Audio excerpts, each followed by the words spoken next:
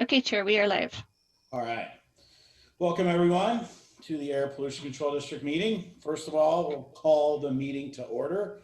And if I could please have a roll call.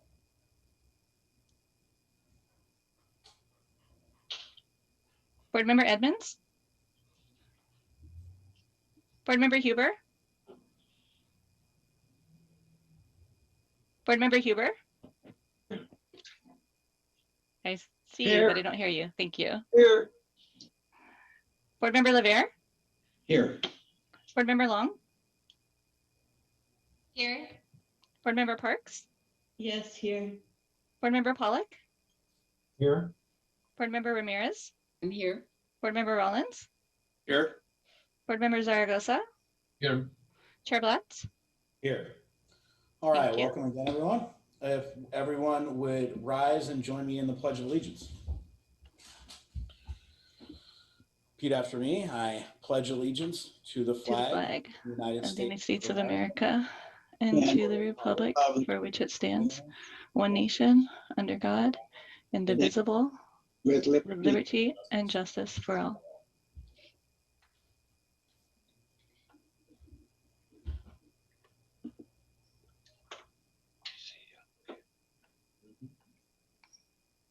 All right, now the boardroom view. Oh, there we go. All right, next is going to be the minutes of the meeting of the Air Pollution Control District Board held on Tuesday, May 11th, 2021. Do I have a motion to accept those? Move for approval, Pollock. Second. Pollock and Rollins?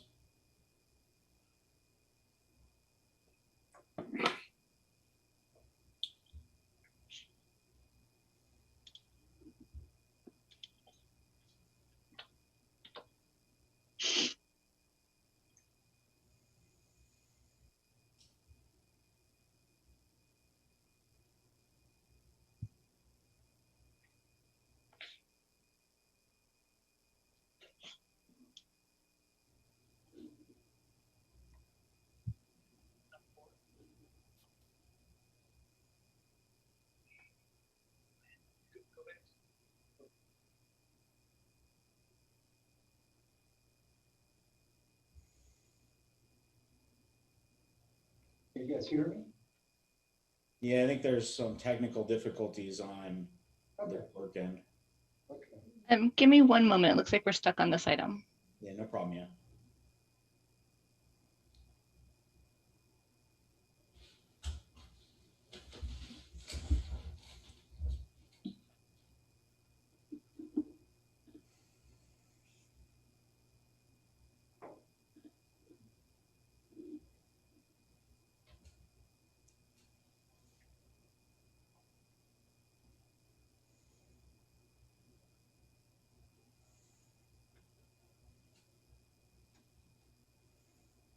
There we go.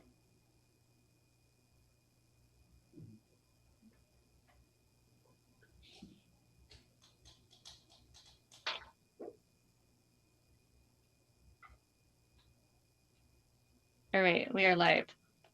Okay. Board Member Edmonds? Board Member Huber? Here. Board Member LeVere?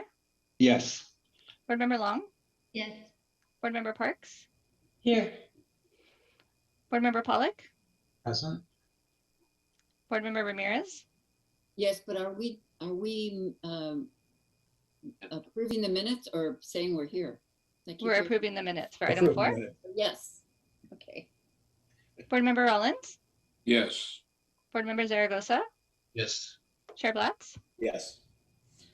All right. Yes, that was to approve the minutes, and we have a few people who are here apparently to approve the minutes. The next one will be number 5, agenda review. Consider and approve I did. the current agenda. Are there any requested changes to the agenda, or do I have a motion to approve? So move, Zaragoza. All right, Zaragoza. I'll second. This is Matt. Thank you. Zaragoza and LeVere, first and second.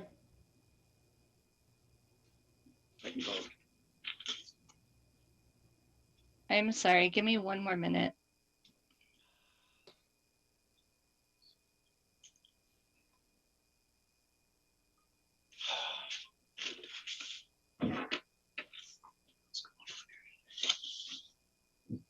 Okay, I'm sorry, that was Lavere. And Zaragoza. Zaragoza and Lavere. Zaragoza and Lavere. President, we're voting. We're going to take a vote on this item. Board Member Edmonds? Board Member Huber? Yes. Board Member Lavere? Yes. Board Member Long? Yes. Board Member Parks? Yes. Board Member Pollock? Yes. Board Member Ramirez? Yes. Board Member Rollins? Yes. Board Member Zaragoza? Yes. Chair Blatz? Yes. All right, moving on to item number 6, public comment. Do we have any public comment today? Let me check that for you. Thank you. We do not have any public comment. All right, no public comment. We'll be moving on then to number 7, board comments. Are there comments by any board members regarding any issues regarding the Air Pollution Control District or anything else that might be relevant? No, doesn't look like I'm seeing anything. So we will not have any board comments. Moving on then to number 8, comments from the Air Pollution Control Officer. So Dr. Tzopoulos, please. Of the board, I'm happy to announce that we have a new addition to the family. We hired Mr. John Hankelman from Sacramento, DC, to be the new supervising air quality specialist, and he'll be filling the position that was vacated by Alan Ballard's retirement. So we are very happy to have him here because he brings in both private sector experience as well as public sector experience, and it will be a great addition to the family. I also want to let you know that tomorrow I'll be attending the CAPCOA's board meeting. CAPCOA stands for the California Air Pollution Control Officers Associations, where I serve not just as a board member, but also as an officer and as a member of the executive branch. And the day after, on Thursday, I'll be attending CAPCOA's legislative committee meeting. And that concludes my comments. All right, thank you, and welcome to the new family member. Welcome aboard. All right. All right, moving on from number 8, we will then start the regular agenda. The first item is a public hearing regarding the adoption of the Ventura County Air Pollution Control District's proposed fiscal year 2021-2022 budget. This would be the second public hearing, or excuse me, the second public hearing will be on June 22nd. Oh, we're going to set the second. There we go. Set the second hearing on June 22nd. Is that correct, by the way, Dr. Tzopoulos, that we'd be setting it on June 22nd at 2:30 p.m.? That's correct. Okay. It's not, so we are required to hold by law 2 public hearings before we adopt our budget. And this is going to be our very first one. And Mia, if I can ask you to upload our presentation. Excellent. It's ready. Fantastic. Thank you very much. Again, for the record, like at the Tzopoulos, your executive officer, I'll be doing the honors of presenting the staff's proposed budget for fiscal year 2021-2022. Next slide, please. So as you may all know, our proposed budget is comprised of 2 elements. We have the operating budget that is being governed by Fund 0700. And we have our pass-through grants budget, our second element, that is being governed by Fund 0701. Next slide, please. So our primary objectives with our proposed budget is, of course, to cover our operational needs. We want to complete the property improvements that we have already started, and we are at the tail end of the process. We want to continue our operational efficiency improvement efforts that we started, and our modernization efforts that we have already started. And last but not least, we want to maintain a healthy fund balance at levels that were directed to us by the board. Next slide, please. Just to refresh your memory, we are organized in 7 divisions. We have our engineering division, issuing permits, our planning and rules division, developing rules and regulations, and the air quality management plans.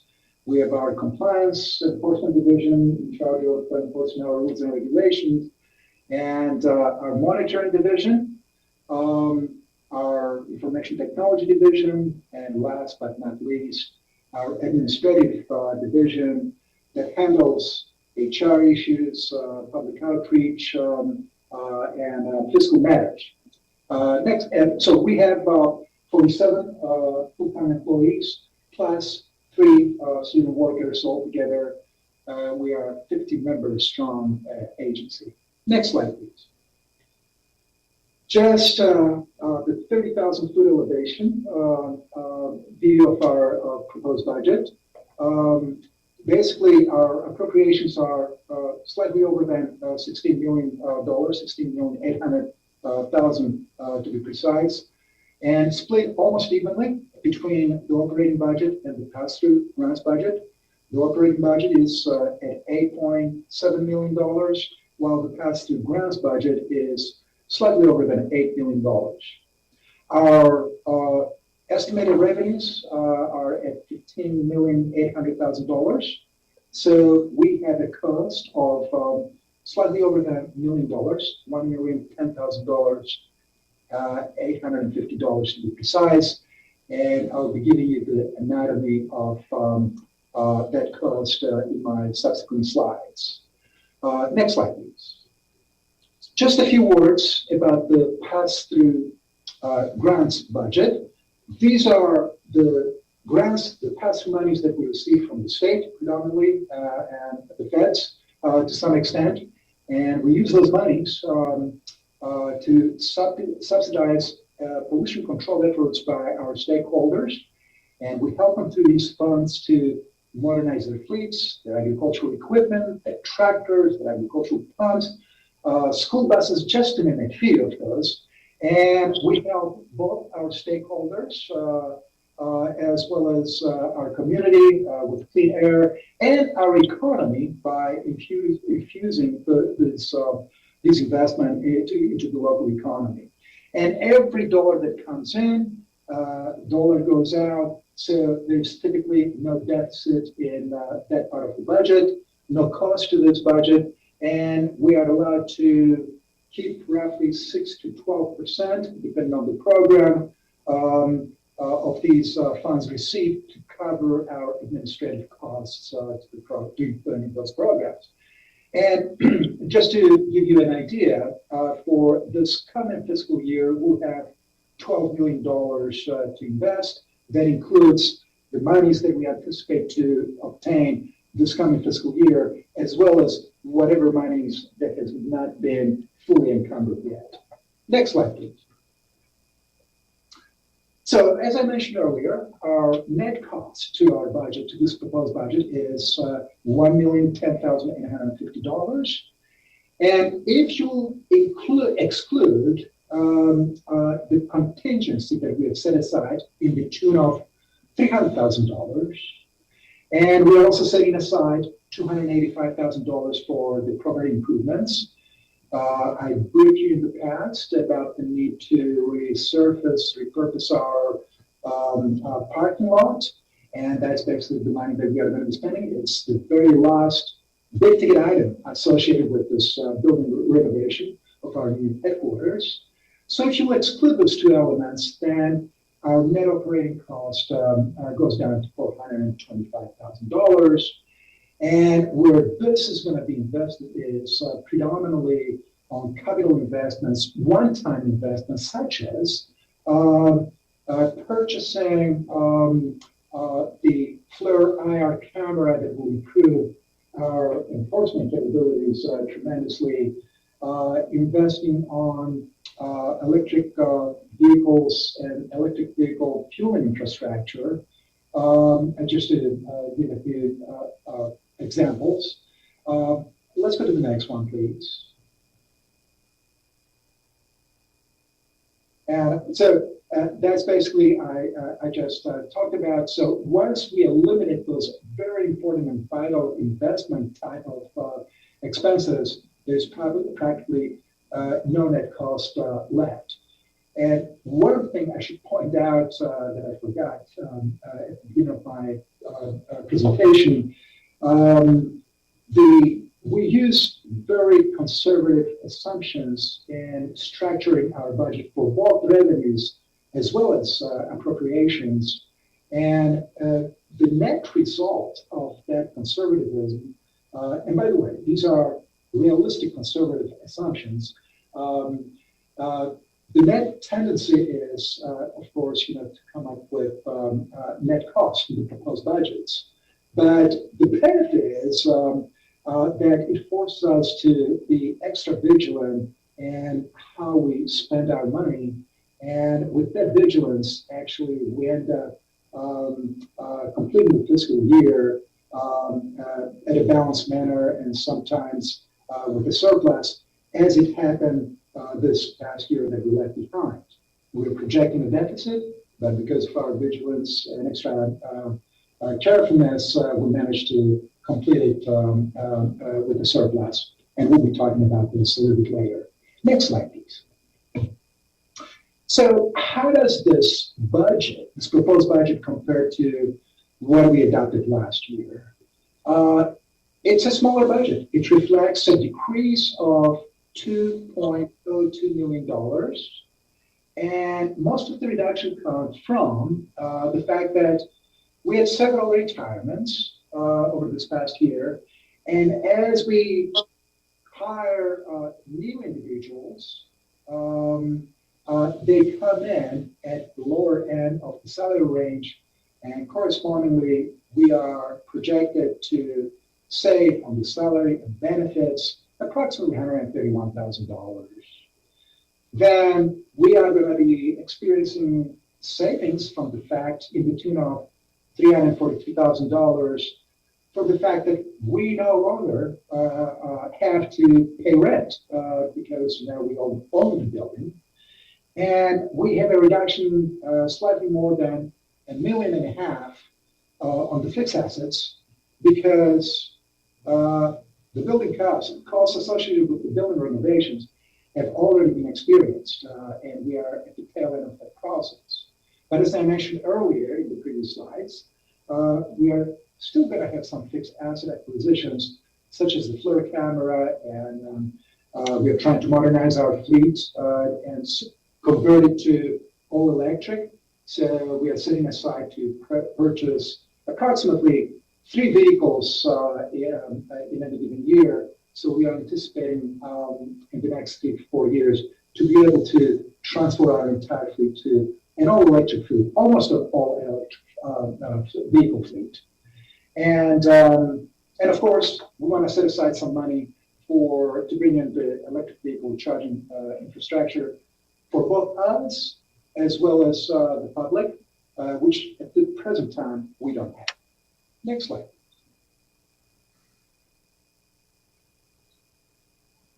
So we also have setting aside $55,000 for VCTC to assist us with the countywide traffic modeling and rideshare programs. And this is pursuant to an MOU we signed with them since the early to mid 2000s. We are also setting aside $25,000 for DND funds, to support electric vehicle charging structure and also provide transportation incentive, assist with transportation incentive programs. Next one, please. So where do these appropriations go? Roughly 74% of them are being spent on salaries and benefits. Another 17% on services and supplies, and another 8.5% goes to fixed assets. Next slide, please. And how do our projected revenues in this proposed budget compare to our adopted budget from last year? We are projecting a modest revenue increase of $57,000, and this predominantly comes from the CPI adjustment to our emission fees, and a slight, very slight increase in the interest earning. But most of these revenues are being offset by the anticipated decrease in revenues from our permits and also from the ag engine renewals. And we also have lesser revenue anticipated from the source test and emissions testing. We don't know whether this is COVID related and whether those revenue streams will pick up next year. But as I mentioned earlier, we try to be conservative with our estimates, and we are utilizing these lower range estimates to design this budget. Next slide, please. And so where does our revenue come from? The three key revenue streams are our DMV fees, and they help us out with roughly 40% of our revenue stream. Our permit fees that we collect, they help us out with 30% of our total revenue stream. And the third element is the federal grants, slightly less than 15%. So these three elements combined are responsible for roughly 85% of our overall revenue picture, and the rest of it is split or distributed among other smaller revenue streams such as the State Salvation Fund, fees and penalties we collect from fines and tickets that we issue, as well as some other fee revenues. Next slide, please. So, excuse me. As one looks at the big picture, overall, we are in fairly stable financial state, and last year, especially with the COVID, we were extremely careful in filling our positions and not knowing how the revenue picture was going to be impacted. As I said, we're extremely careful with the way we're spending our dollars. So we continue to operate with reduced staffing. It helped us in balancing our budget, as I'm going to show you later on. It placed, of course, extra burden on staff who had to do extra lifting to get the job done. One area that we ought to be very careful about is the statutory source permit fees have flatlined. In fact, they started going down ever so slowly, simply because the nature of our industry is changing from industrial, commercial style to more service-oriented industry. So as a result, we are losing some of our permit stakeholders. So something to keep an eye on as we move forward in the future. The good news is that the DMV fees that we are receiving are fairly stable and help us greatly in balancing our budget. We do have very old and outdated equipment, whether these are monitoring equipment or vehicle fleet that need to be modernized, and we need to continue our investments in those areas. And we are doing extremely well with the incentive programs that help our environment, our local businesses, our local economy. And we do intend to utilize every dime and penny that is allotted to us to cover our implementation costs associated with those very successful programs. Next slide, please. Of course, we want to continue our operational efficiency improvement efforts and modernization efforts because that not only makes us a much more efficient agency, faster, swifter agency, but also help us improve the service that we provide to our stakeholders and the public. We are going to be completing our property improvement efforts in the next few months, probably in the next quarter or so, and hopefully that line item is going to be behind us. The good news again is the fact that we will be saving close to $400,000 for in rent that we'll no longer have to pay. And in addition, we have a renter here in our building, our headquarters, that is producing a revenue that is helping us, helping our bottom line. And another element that we are not including in our budget is the fact that normally we bring in an additional $80,000 to $100,000 in additional revenues from fines and tickets that we issue. And we don't want to give the impression to the public that we are trying to balance our budget on the back of those fees. So those are not reflected fully in our budget. But the fact of the matter is that we do anticipate to be getting more in those revenues. And again, they'll be helping us out at the end of the day. Just one example that I can give you, we had reached a settlement with one of our local cities, and we are going to be bringing, for instance, $200,000 in settlement fees that are not fully reflected here, just to give you an example.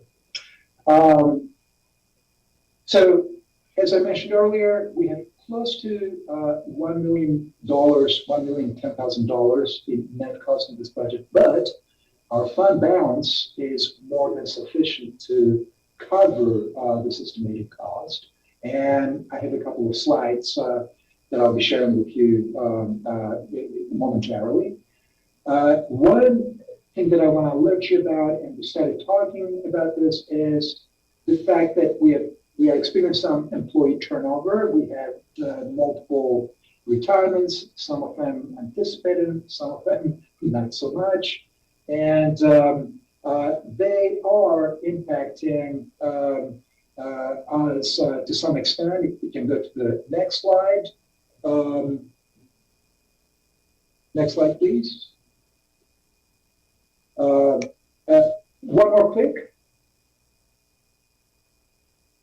Okay, so this is our flow chart, our org chart.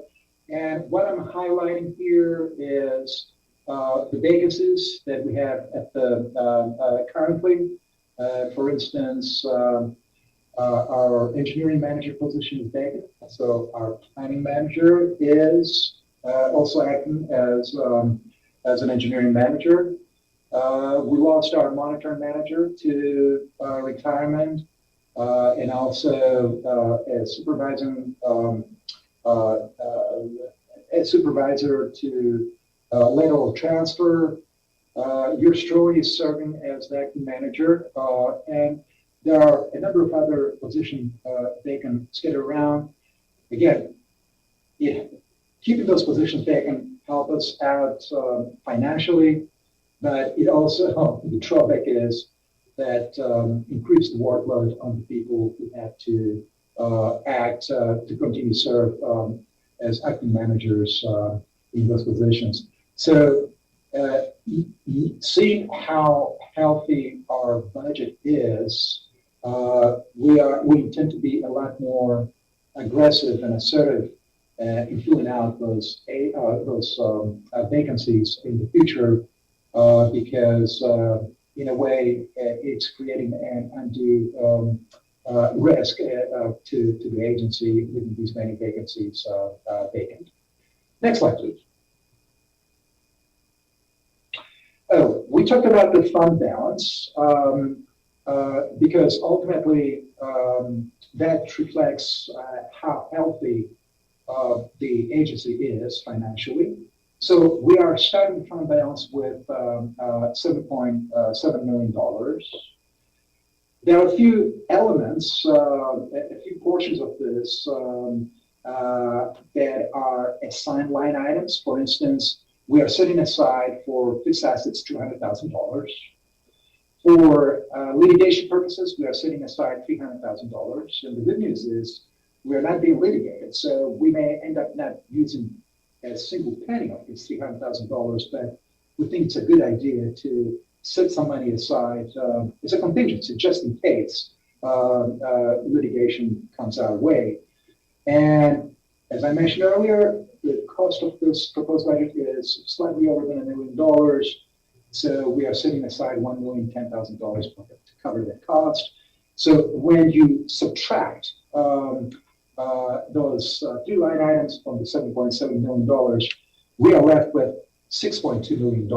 And that's basically our rainy day fund, our unassigned fund balance. And how good is that? The board had given us a direction to maintain at least sufficient amount of dollars to cover our operational needs for 4 to 6 months.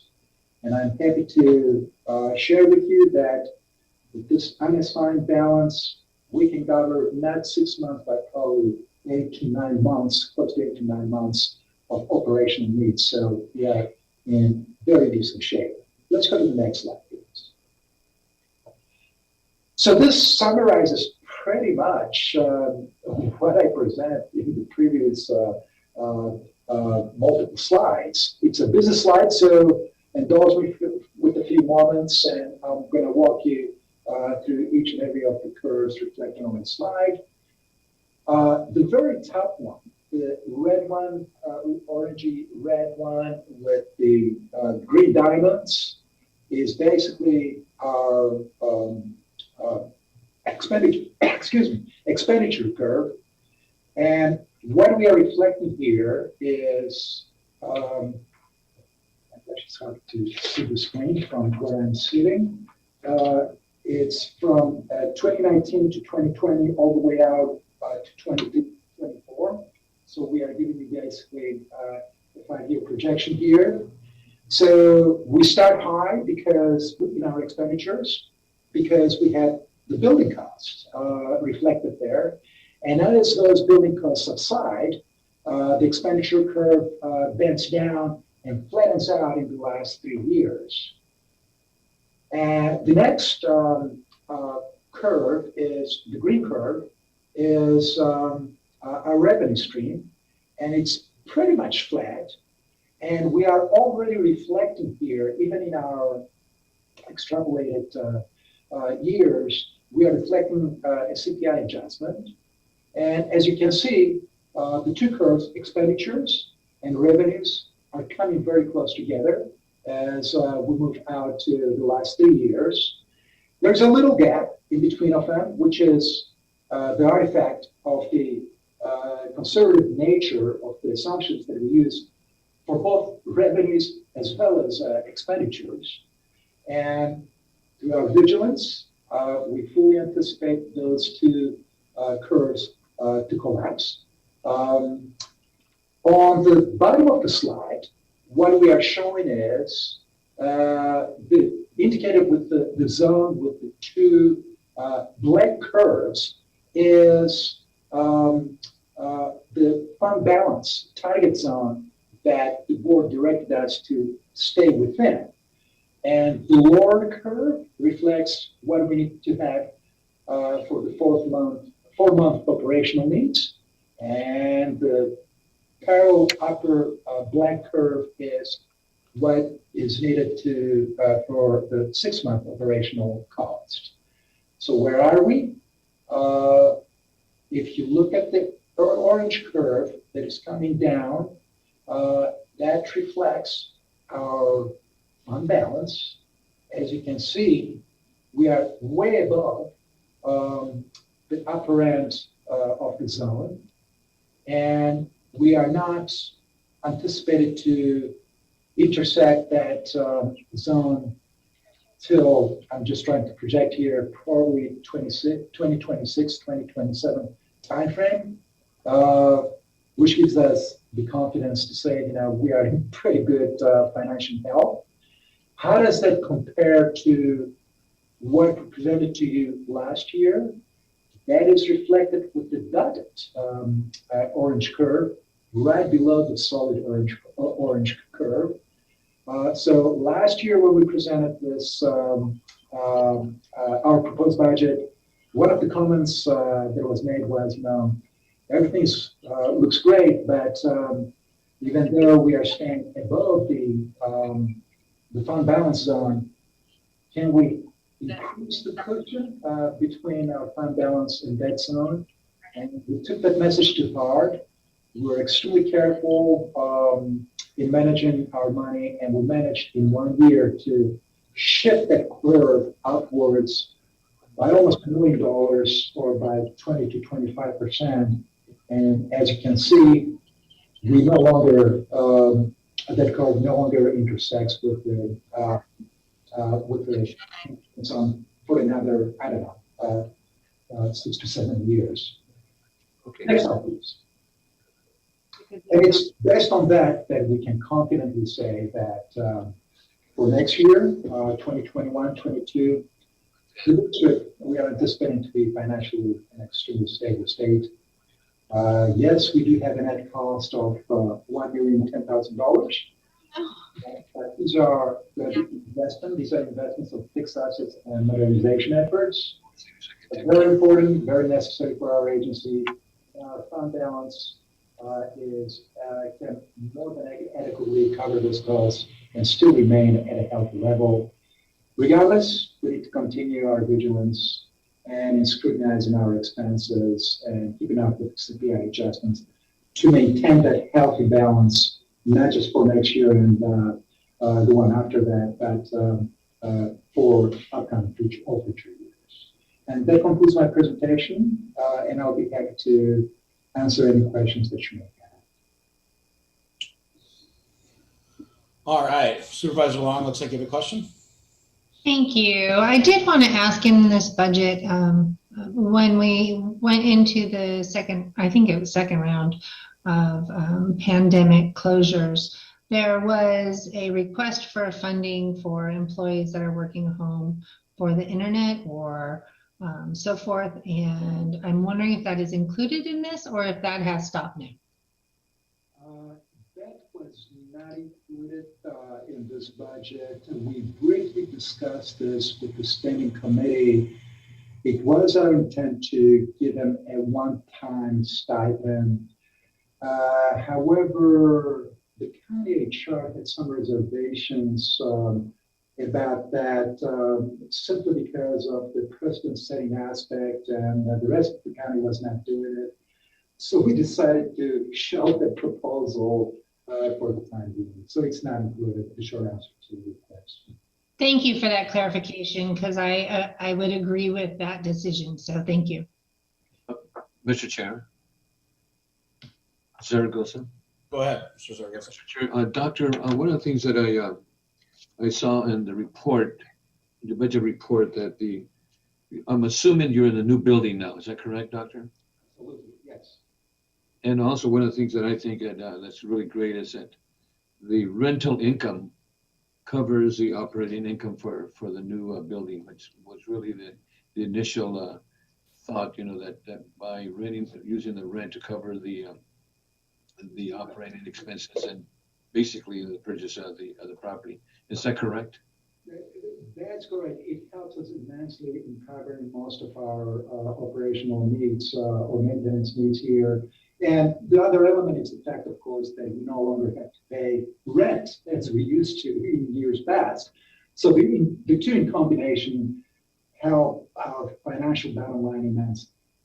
Yeah, that was the outcome that we wanted. So it's working, which is really great. And also, you have a bigger building and a bit more modern because you upgraded everything, which is really great. So I commend you for that. Correct. Thank you very much. And I don't want to steal your thunder because you had a lot to do with the initial decision making and purchase this building. It's bearing fruit. Thank you. Thank you. Any other questions? I had one. Oh, Supervisor Parks, please. Thank you.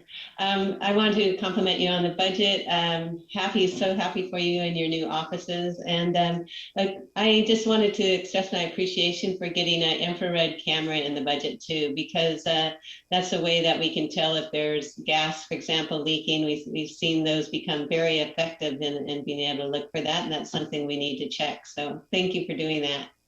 Absolutely, thank you. We are very excited about the prospects. Chair.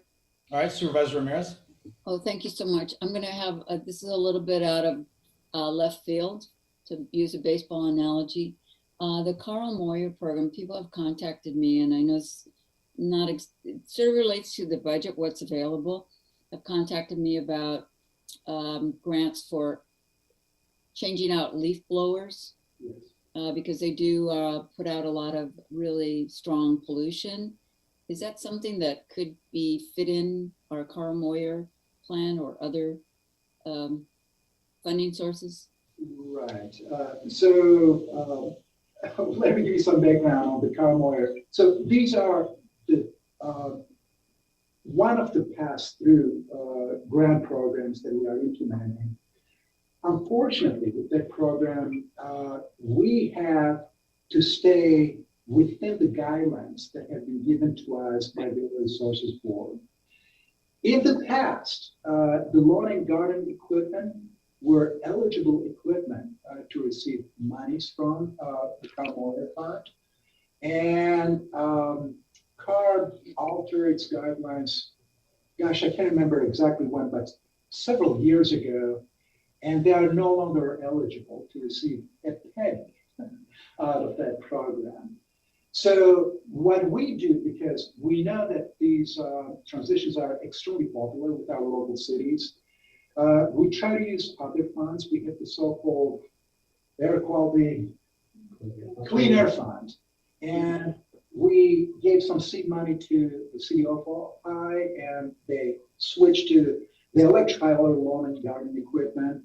We gave some seed money to the city of Santa Paula, Lake Casitas community, and there are going to be 2 additional proposals coming your way, I think perhaps either our next board meeting or the one after. So we try to use other funds where there are no strings attached to assist our local population with these very popular programs. Thank you. Great budget. Thank you. Thank you. Okay, are there any other questions? Not hearing any. My question is, are we setting the second public hearing for June 22nd? I know I asked you once, but I want to make sure that that's the correct date and time. It's the correct date and time. I have the same question that you were having to say. It verified it.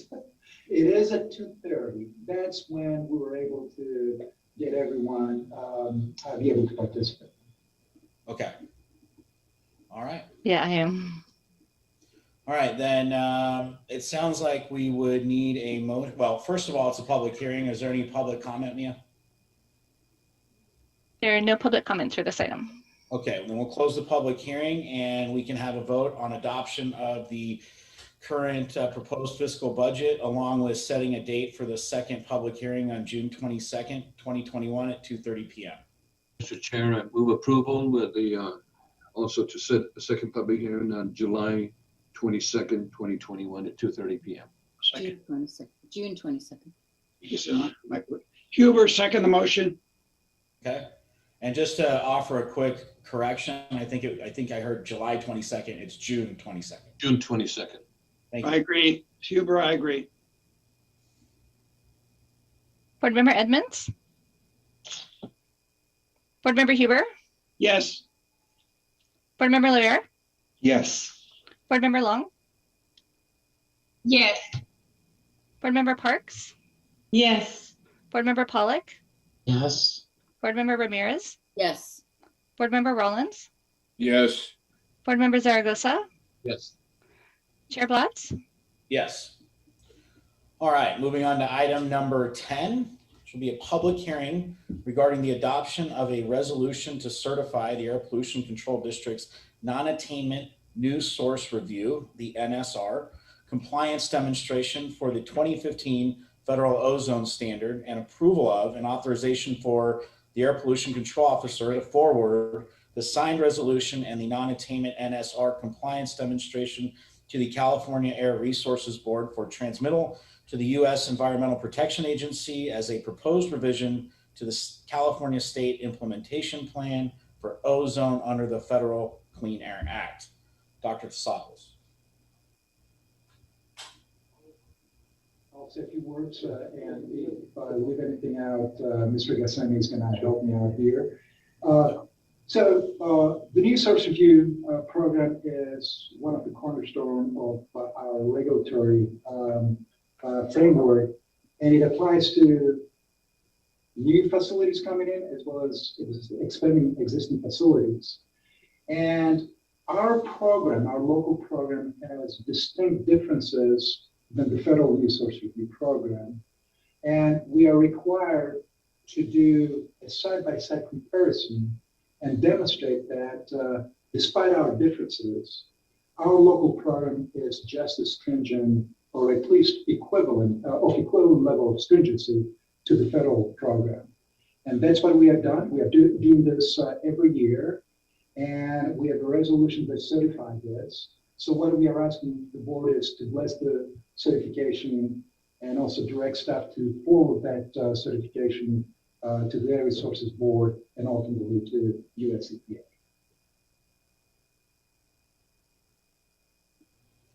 Okay.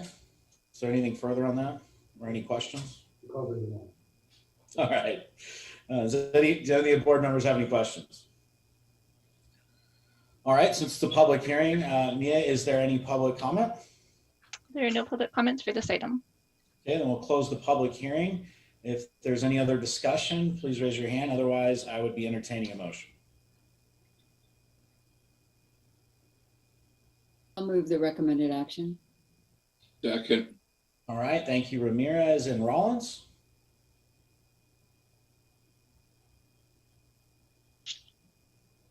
Board Member Edmonds? Board Member Huber? Yes. Board Member LeVere? Yes. Board Member Long? Yes. Board Member Parks? Yes. Board Member Pollock? Yes. Board Member Ramirez? Yes. Board Member Rollins? Yes. Board Member Zaragoza? Yes. Chair Blatz? Yes. All right. Moving on to item number 11, receive and file the unscheduled vacancy notice of Marcia Meeker, citizen representative of the Air Pollution Control District Clean Air Fund Advisory Committee.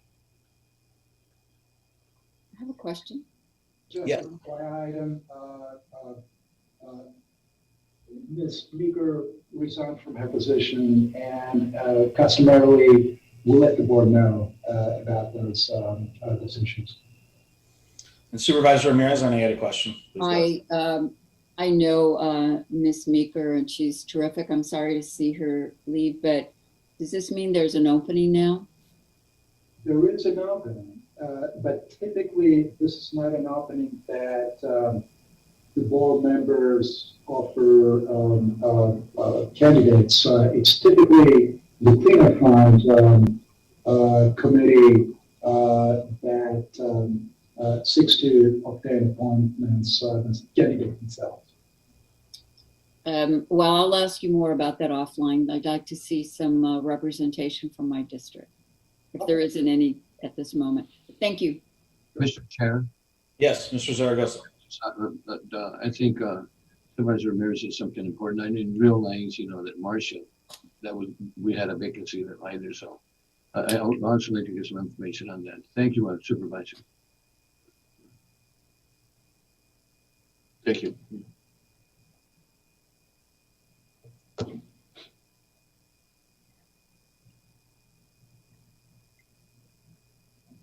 Do we need a motion? I think not. Let's receive and file. A motion for receive and file? Do we need a motion? Yes, sorry, I was on mute. Yes, we need a motion to receive and file and a vote.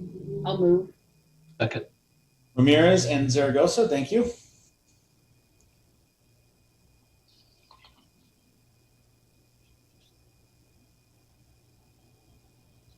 Board Member Edmonds? Board Member Huber? Board Member Huber? Board Member LeVere? Yes. Board Member Long? Yes. Board Member Parks? Yes. Board Member Pollock? Yes. Board Member Ramirez? Yes. Board Member Rollins? Yes. Board Member Zaragoza? Yes. Chair Blatz? Yes. All right, moving on to item number 12, receive and file the new source review annual report regarding Rule 26.11, emission reduction credit evaluation at the time of use. Doctor? And according to our regulation, because of our differences of our local NSR program with the federal NSR program, it requires us to do this annual evaluation with respect to the emission reduction credits and demonstrate to EPA that those emission reduction credits are real quantifiable and they are surplus at the time of use. Our local regulation allows the generation of those credits at the time they are banned.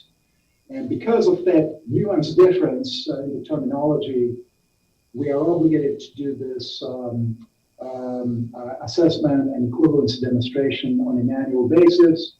We had only one transaction that I'm aware of over the last year that essentially shows we have healthy balances and all our credits are surplus as a time of use.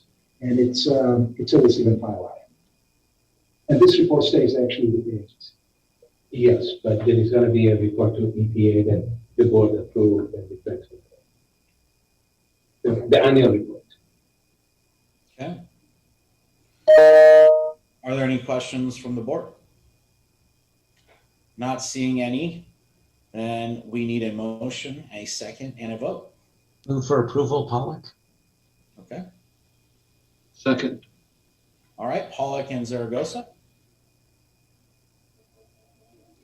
Board Member Edmonds? Board Member Huber? Board Member LeVere? Board Member LeVere? I see, but I don't hear you. Yes, I'm sorry. Oh, thank you. Board Member Long? Yes. Board Member Parks? Yes. Board Member Pollock? Yes. Board Member Ramirez? Yes. Board Member Rollins? Yes. Board Member Zaragoza? Here, I'm sorry, yes. Chair Blatz? Yes. All right, that looks like everything on the agenda. Is there any other board comments, questions, or anything else from the director or staff? Doesn't look like it. So I think with that, we can go ahead and adjourn the meeting. Thank you, everyone. Thank you. Thank you.